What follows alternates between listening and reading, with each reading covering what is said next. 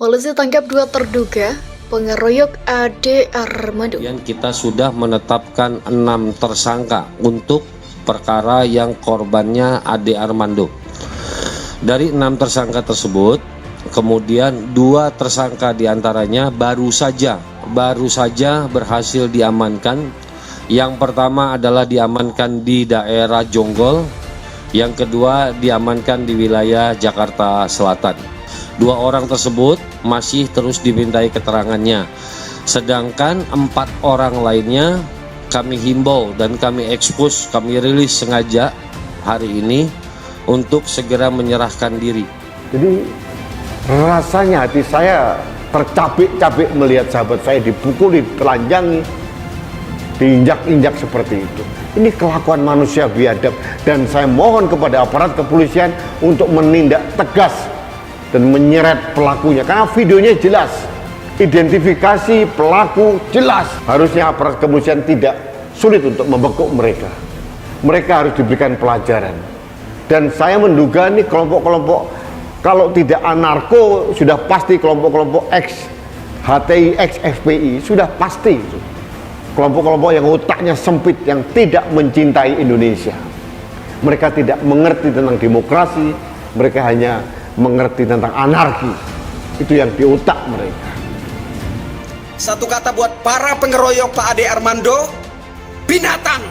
Saya kira kata itu yang lebih tepat untuk saya ucapkan terhadap kalian. Kalian tak lebih dari binatang. Bapak Kapolri, saya minta dengan hormat, tolong kerahkan bapak-bapak aparat Polri untuk segera menindak, mengusut para pengeroyok Pak Ade Armando yang wajah-wajah mereka sudah ketahuan dengan jelas itu. Rakyat menunggu tindak lanjut daripada bapak-bapak aparat Polri. Jajaran Polda Metro Jaya telah menangkap 2 dari 6 terduga pelaku pengeroyokan terhadap pegiat media sosial Ade Armando di depan gedung Dewan Perwakilan Rakyat atau DPR RI Senayan, Jakarta Pusat pada Senin kemarin. Ke-6 pelaku tersebut menyamar sebagai mahasiswa dan menyusup ke dalam AC. Polda Metro Jaya berhasil melakukan identifikasi pada pelaku pemukulan Ade Armando.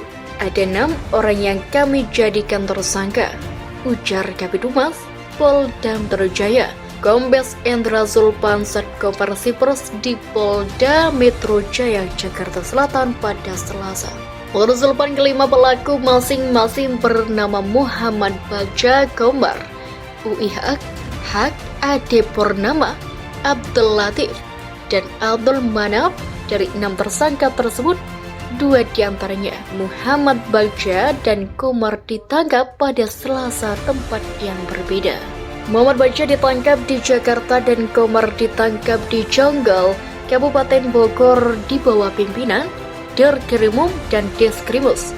Telah menangkap 2 orang pelaku, kata Zulpan. Sementara 4 orang tersangka lainnya masih dalam pencarian petugas.